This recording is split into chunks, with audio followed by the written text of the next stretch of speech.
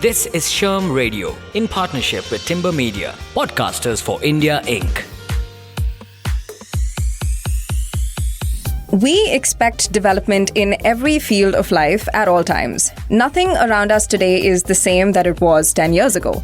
Think about it. TVs, cars, phones, they all advance frequently, so why should your career be any different? Career development is something we hear more and more about these days. Companies and individuals are willing to expend resources to develop employees and eventually to benefit themselves.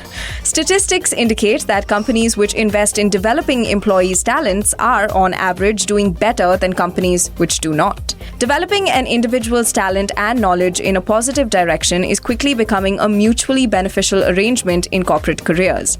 In this podcast, we're exploring 9 significant ways that one can get started on the path of career development. First up, setting objectives.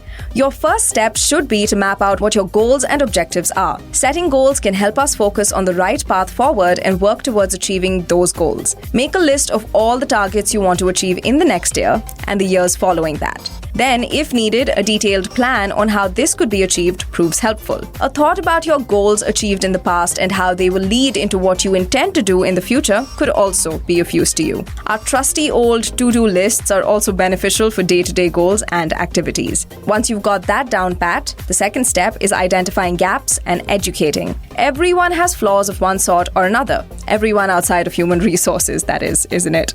Think of these as gaps in a profile that need bridging. Honestly, identifying gaps in your skill sets is an effective way of knowing where you stand. These gaps are the difference between where you are and where you want to be. Educating ourselves in these areas of weaknesses or shortcomings, either by further study or working on the job to improve oneself, could make a huge difference in the overall skills that we can bring to bear on our work. Paying closer attention to what can be fixed and then working to bridge those gaps can be extremely useful in the long run. The third way that you can work on developing your skills is to develop meaningful relationships in the workplace.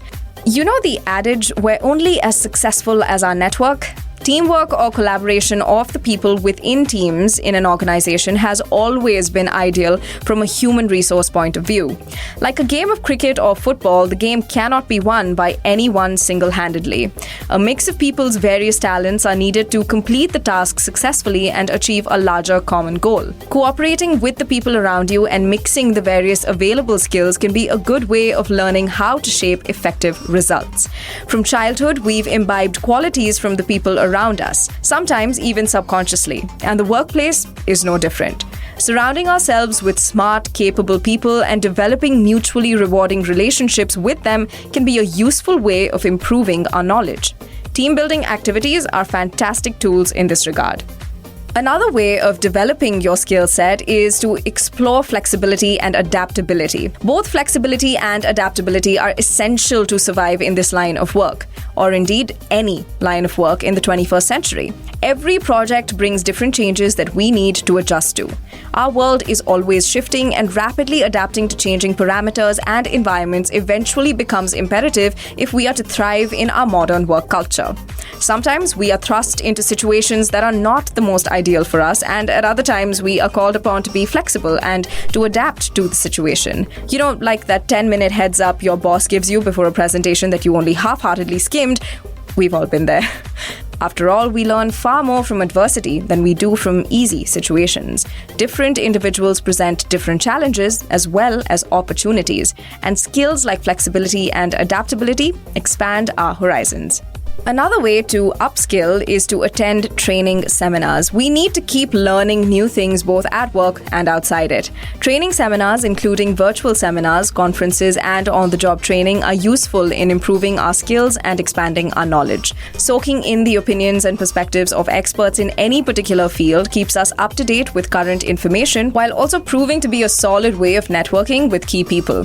Further, conducting and attending seminars is beneficial for both companies and employees alike. With newer technology entering the market all the more rapidly every year, from payroll management to hiring and so much more, it's always useful to attend such seminars and stay up to date on the world around us.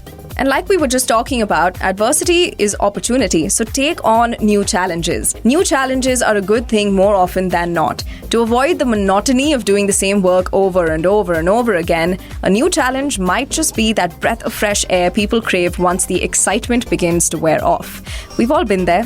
We also get acquainted with something outside our comfort zone, which is always a stimulating experience, maybe even a memorable one that teaches us something unexpected. It also demonstrates courage and initiative. Showing initiative at work is always net positive and a great way of broadening your horizons. Taking on different roles and responsibilities could ultimately help you climb the ladder, so to speak, and showcase your ability to lead, think creatively, and resolve issues. Another way to incorporate development in one's life, and this is something that is often ignored, mentor relationships. This one requires some nuance. Seeking a mentor, either outside or within your company, to guide you in your endeavors is a good way of gaining knowledge as well as mastery. A mentor is a coach or a teacher who can share valuable life experiences and serve as a sounding board. The knowledge that one could glean from a mentor who has done the hard yards and is willing to pass on his or her lessons is always invaluable. Then there's the added value of well-considered criticism, constructive and subjective feedback that can give rise to course corrections and lead to significantly improved outcomes. And while it isn't easy, reflection and change or asking for feedback, well, that's another important step when you're looking to develop your skill set. Once any given task is completed, being able to reflect upon your experiences is a great quality to work into your personal work ethic. Reflecting involves analyzing your experiences, the kind of work you did, whether it was rewarding or not, how you influenced the result, and the room for improvement that you observed. Requesting feedback from your colleagues on how it was working with you and also seeing how you fared in the task could well be important factors in overall career development. Arming yourself with knowledge of your work and how your work is perceived, these are important aspects of your work and life that could help you build work-life balance and a rewarding career in the long term. And finally, lead and teach, or give back. We often hear the axiom, there is no better way to learn than to teach. Teaching people is a great way of increasing or at least improving upon the knowledge that we possess. Teaching brings into focus all of our work and life experience as we attempt to pass on the best of what we have learned over the years. A great way to impart such knowledge is while being a leader. Leadership positions provide unparalleled opportunities to learn new things as well as impart our wisdom simultaneously. Every day holds the promise of excitement, new learnings, and the rewarding experience of sharing our own lessons. What's not to love about it? But it also means it is of utmost importance that there is mutual development between leaders and employees to improve each other's quality and knowledge.